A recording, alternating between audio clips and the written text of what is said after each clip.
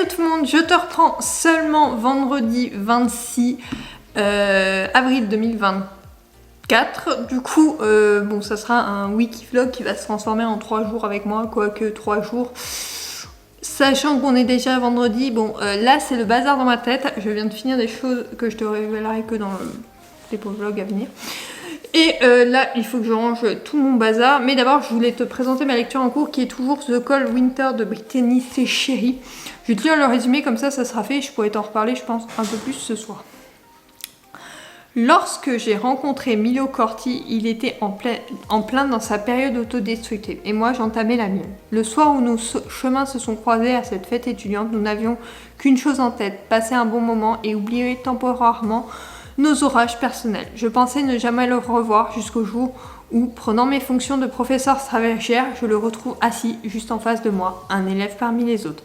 J'étais désormais contrainte de côtoyer la personne qui était censée n'être qu'un souvenir. Plus nous passions de temps ensemble, plus il m'attirait. Quand son monde s'écoula, je ne pus m'empêcher de me rapprocher de lui. J'avais toujours fait ce qu'il était bien. Pour la première fois de ma vie, j'eus envie d'accomplir quelque chose de très mal. Tomber amoureuse de la seule personne qui était intouchable. Alors pour l'instant j'en suis à plus de la moitié, j'aime beaucoup cette histoire, franchement si j'avais plus de temps pour lire, je l'aurais dévoré. Mais avec le boulot, les gros changements du boulot, le perso ça va pas fort familialement parlant et j'ai d'autres projets en tête, je suis au bout en fait là. Donc c'est pour ça, on se prend un week-end repos. Vraiment, je n'ai personne ce week-end, ma meilleure amie débarque pour le week-end prochain, mais ce week-end je n'ai personne, il n'y a pas de F1, pas de contraintes, juste on voudrait aller voir pour une pergola, donc faire les magasins, c'est détente. J'aimerais courir parce que je ne suis pas encore à mon objectif de la semaine qui est de 35 km, j'en suis à que... il m'en reste 14 à faire, tu fais le calcul, j'ai calculé donc il faut que je fasse une sortie. Soit je la fais demain en fin de journée, soit je la fais dimanche, je ne sais pas encore, on verra en fonction de la météo, de mes envies et tout ça, mais forcément j'irai courir ce week-end, je ne sais pas encore quand et comment, mais sûr je vais courir. En dehors de ça, rien d'autre de prévu, sauf de la lecture, de la détente, du je souffle. Je me prends pas la tête, c'est vraiment le maître mot de ce week-end, donc on espère y arriver. En tout cas, moi j'ai pour objectif de faire ça. Donc voilà, en dehors de ça, rien de prévu, on va pas se mentir, voilà. Là c'est parti pour ranger tout ce bazar, il y en a de partout, je te dis même pas, donc je vais me mettre devant je pense une rétro F1 et c'est parti pour le rangement de ce bazar.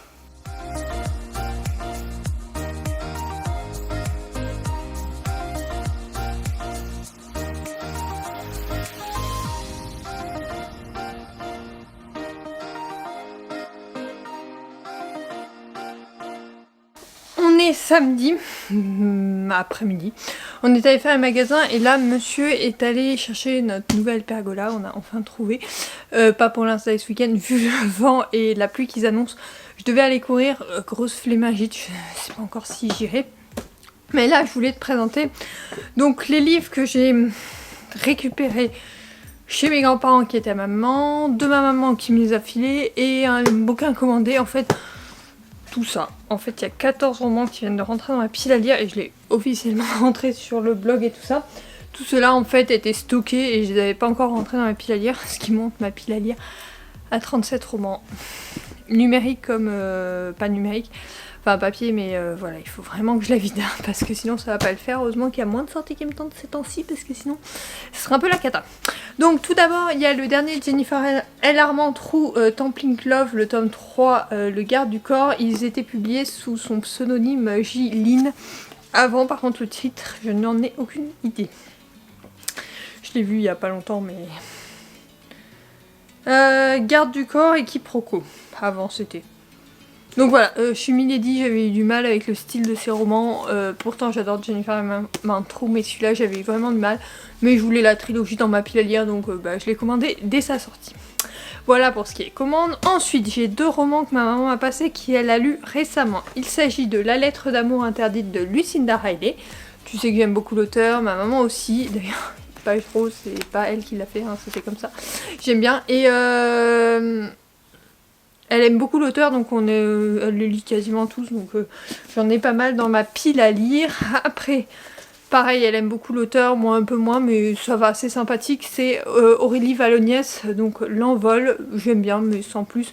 On verra celui-là s'il me plaît. Il y en a certains que j'ai beaucoup aimé, d'autres un peu moins, mais à voir. En tout cas, ça c'est des lectures plaisantes. Et ensuite, on passe à des vieux bouquins tirés de chez mes grands-parents qui datent des années 70-80, de ce que j'ai pu voir. Ah non, attends, il y en a un dernier qu'elle vient de me ramener, c'est le Bernard Weber, La Diagonale des Reines. Donc je ne connais pas l'auteur, j'ai beaucoup de mal, et elle m'a dit non mais tu verras, il est génial, c'est ta tante qui me l'a offert, il est top, vas-y, les yeux fermés. Donc pourquoi pas, c'est un policier, ça change de temps en temps. C'est avec l'auteur, j'avais toujours eu peur de me lancer, donc c'est l'occasion de commencer. Là je crois que c'est bon, oui, et donc ceux-là, tu vas voir l'état des tranches. Ce sont de vieux romans, donc tous publiés chez Le Livre de Poche, elle devait être fan passer un temps. Donc années 70-80 que j'ai récupéré chez mes grands-parents, que ma maman a lu à cette époque, donc elle devait avoir à peu près mon âge, il y a un peu de tout. Alors, je les connais pas du tout, mais j'ai vu qu'il y a des styles très divers et variés, donc on verra quand je les découvrirai. Là je vais juste les montrer comme ça. Et quand on fera un tour dans ma pile à lire, je te les présenterai un peu plus en profondeur.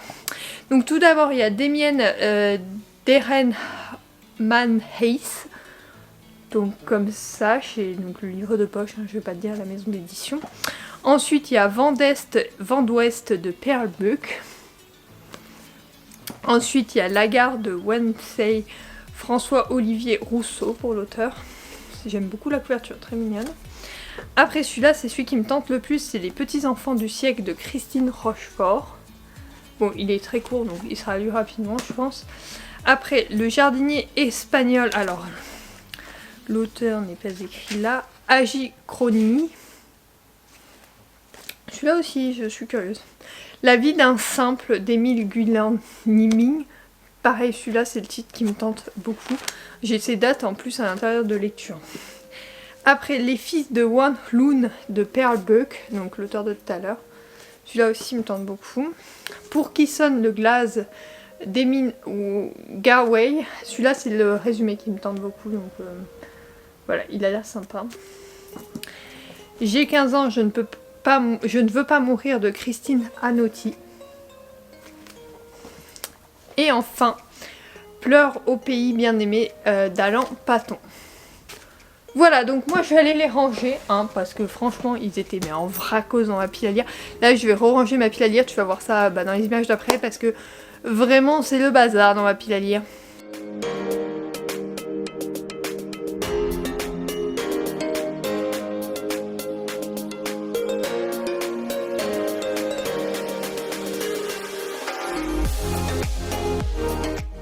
Pile à lire rangée, des plus grands aux plus petits, classés par ordre alphabétique des noms d'auteurs. Donc nickel, c'est un peu plus propre parce qu'en fait ils étaient posés en vrac là, donc ça va devenir catastrophique. Là, j'ai rangé ça, je suis plutôt ravie de ce petit rangement. Donc ce soir j'ai fini le Brittany C'est Chéri que j'ai beaucoup aimé. J'ai eu du mal à m'attacher à Milo au début parce que j'avoue qu'il paraît beaucoup plus jeune et donc beaucoup plus immature, mais au fil des pages ça évolue et c'est beaucoup plus intéressant. Après son histoire est touchante et tout ça, son histoire passée mais surtout présente, enfin pas passé très lointain. Scarlett c'est plus son passé lointain et actuellement ce qu'elle veut vivre, et on la voit évoluer dans ce qu'elle veut vraiment être et devenir. Donc ça c'est plutôt sympa, c'est une très bonne lecture, très émouvante et tout ça. Bon, c'est du Brittany C'est Chéri, donc forcément c'est émouvant. Par contre, il est vrai que la fin, je l'ai trouvé légèrement rapide. J'aurais voulu plus de détails sur leur futur à deux. Donc voilà, bon, c'est juste ça qui m'a un peu refroidi à la fin, mais cela reste une très bonne lecture. C'est un Brittany C'est Chéri, tu sais que je te les recommande toujours. Ma chronique sera en ligne quand tu verras ce vlog, donc je te la mets en barre d'infos. Et pour ce qui est de tous les autres livres de Brittany C'est Chéri, c'est dans le même style, ça va pas te déranger plus que ça de découvrir celui-là, il n'est pas différent des autres. Il y a toujours une histoire très émouvante et très dramatique, et c'est ça que j'aime chez elle. Maintenant, je commence un autre roman. Il s'agit du tome 4 de Hacker, qui est absolument tout détruit à ce niveau-là.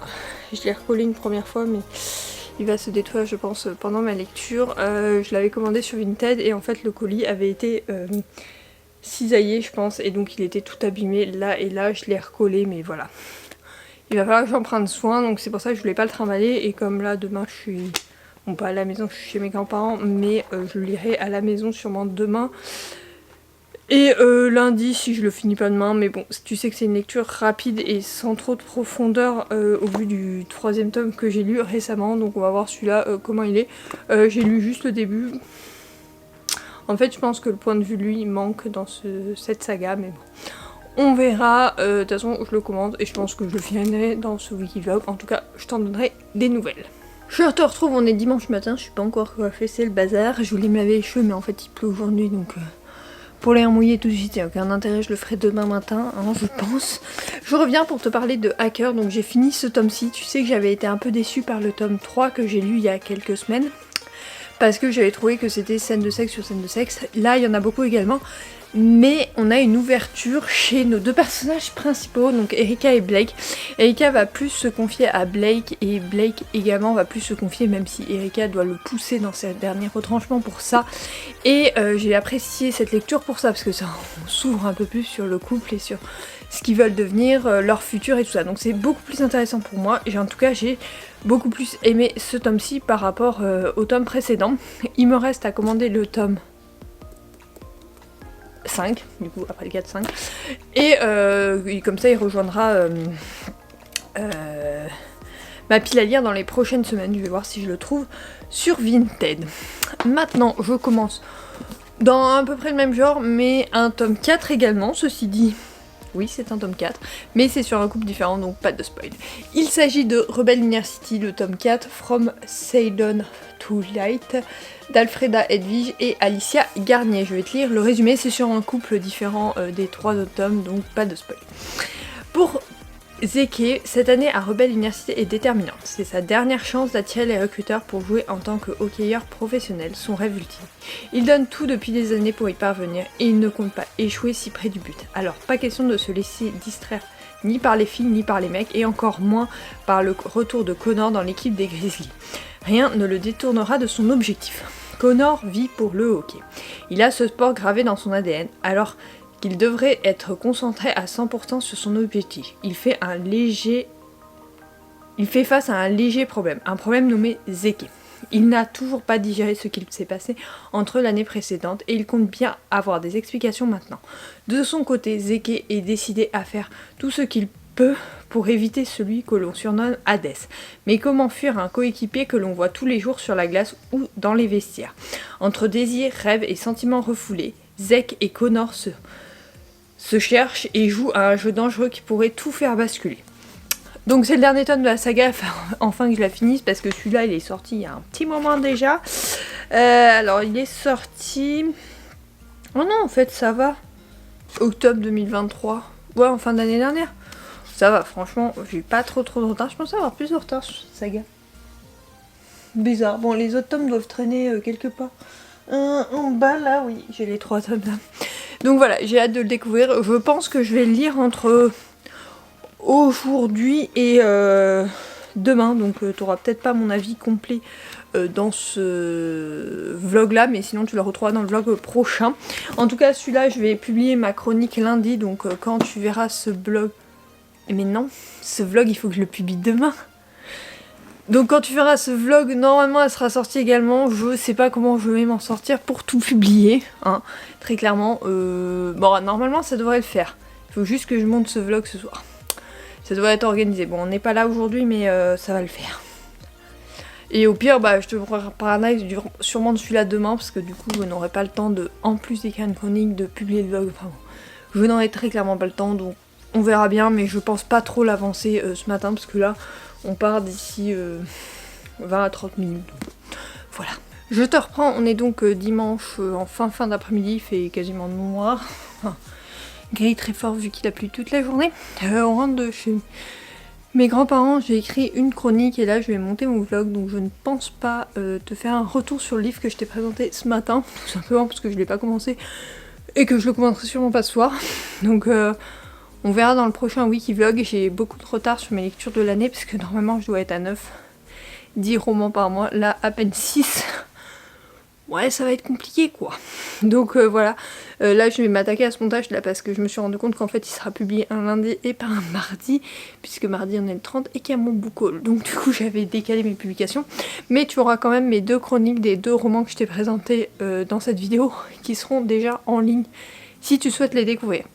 Sur ce, je te retrouve dès vendredi pour une nouvelle vidéo. C'est mes favoris du mois que je n'ai toujours pas tourné vu qu'il faut que je les tourne demain. Et je te retrouve la semaine prochaine, ça sera cette fois-ci bien le mardi, pour le nouveau Wikivlog. Si tu ne sais pas les publications que je fais, n'hésite pas à me rejoindre sur Instagram, j'y publie absolument tout, donc tu seras au courant de tout.